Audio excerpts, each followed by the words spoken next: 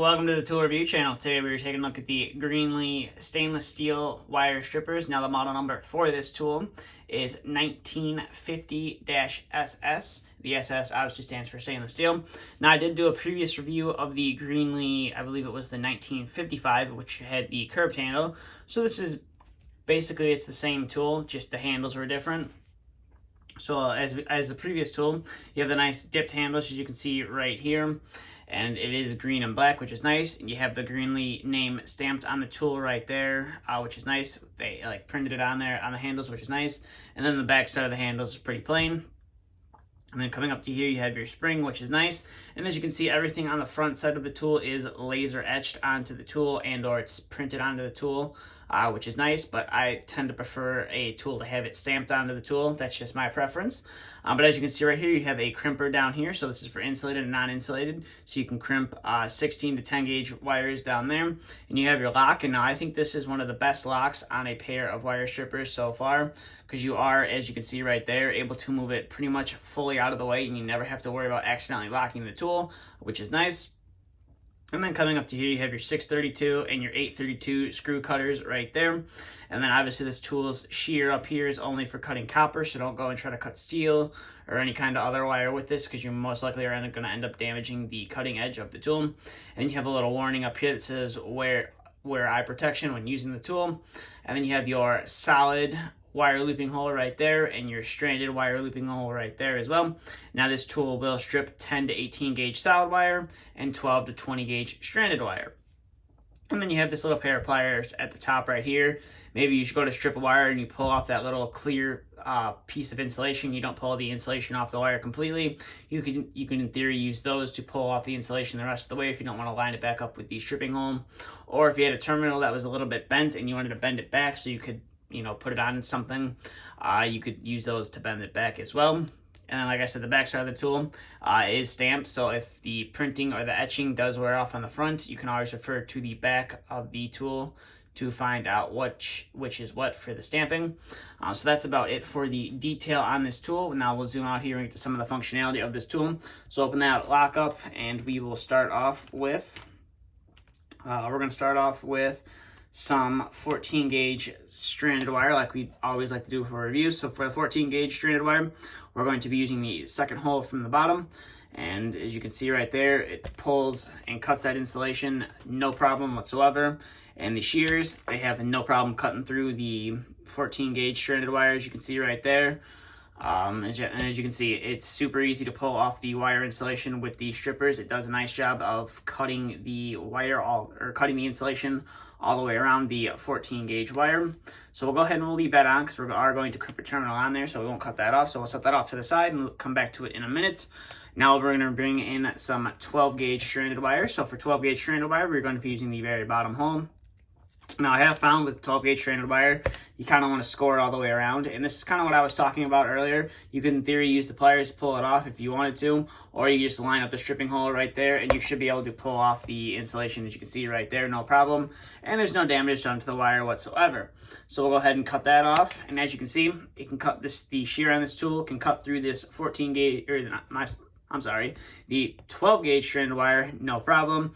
So we'll go ahead and strip this wire, like to score it all the way around. And as you can see, when you score it all the way around, you pull that wire off, or you pull that insulation off the wire, no problem. So we'll set that off to the side. So we are going to crimp a terminal on there, so we'll have it pre-stripped already. Now we are going to bring in some 14 gauge solid wire. So for the 14 gauge solid wire, we are going to be using the third hole from the top, or the third hole from the bottom. We'll line that up in there, and as you can see, has no problem whatsoever stripping the 14 gauge solid wire. We'll go ahead and give that we'll give it one more time, and as you can see, has no problem, and there's no damage done to the wire whatsoever, which is nice. So we'll set that off to the side, and now we'll bring in some 12 gauge solid wire. So for the 12 gauge solid wire, we're going to be using the second hole from the bottom, and as you can see, has no problem stripping the insulation off the 12 gauge wire, and it also has no problem cutting through that 12 gauge solid wire whatsoever. So we'll go ahead and strip that piece of wire and set that off to the side. And now we'll bring in some 18 gauge solid wire, or as I like to call it, thermostat wire, because that's basically where it comes from, is a thing of 18.5 thermostat wire. I just cut some and pulled it out. We'll go ahead and strip some thermostat wire. And as you can see right there, it'll strip the insulation off that thermostat wire, no problem. Go ahead and cut that off, and we'll get ourselves a nice piece. Oh, it wasn't kind of let go, but a little bit too early right there. But as you can see, we are able to pull off that insulation. We'll set that off because we are going to see if the crimper on this tool, actually no, this is too small to use this crimper on the bottom, so we will not be using that. So we'll clear out this wire and all this stuff from the background, and we'll bring our wires back in, and we'll see how well we can crimp terminals onto them. So we're going to start off with the 14 gauge stranded wire. So we'll go ahead and get our 14 gauge terminal right there. We'll line it up in the tool, and then we'll give it a nice crimp. You just got to squeeze real tightly onto the tool, and as you can see right there, it does put a fairly decent crimp on the tool. I don't think that is going to be coming loose anytime soon. And if you did manage to, bend that terminal, this is a ring terminal, so you could easily just use those little pliers to bend it back if you needed to. I would say mainly use that. I would say you can mainly use that for like a spade terminal if it's a little bit too far open, you wanted to bend it back. Probably not something you really want to use on a ring terminal, but it does fairly good at crimping it, the ring terminal, onto the wire. So we'll go ahead and set that off to the side, and we'll bring in our 12 gauge stranded wire that we had pre-stripped already before. We'll line up our terminal, and we'll put the terminal into the crimper, and we'll see how well of a crimp we can put on this tool. And as you can see, you're not able to close it all the way, but as you can see, it definitely does put a decent crimp on the tool. The wire does move around just a little bit, but I don't think the terminal is going to be coming off anytime soon. So that is a fairly nice crimp onto there as well. So we'll set that off to the side, and then we'll bring in our final wire, which is a 12 gauge solid wire.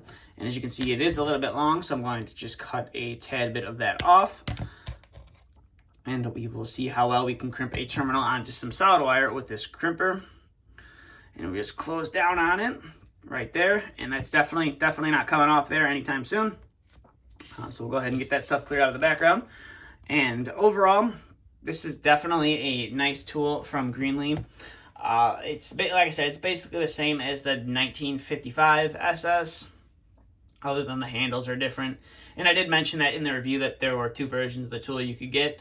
I was just perusing the electrical tool section in my local Menards and saw that they had these, so I picked them up and said might as well do a review of them as well. And they are a pretty nice wire stripper. As you saw, they can strip pretty much any of the wire that the tool is able to strip, no problem, which is nice. But overall, definitely recommend picking them up if you're looking for a pair of wire strippers.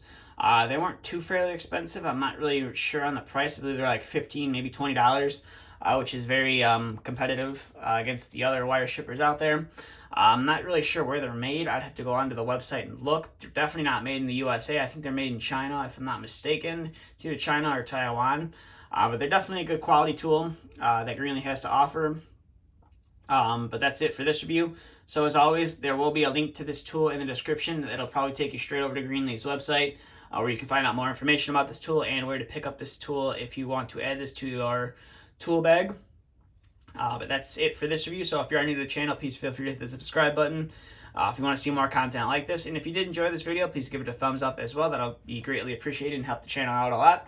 But that's all I have for this video. So thank you for watching, and stay tuned for the next video to be uploaded.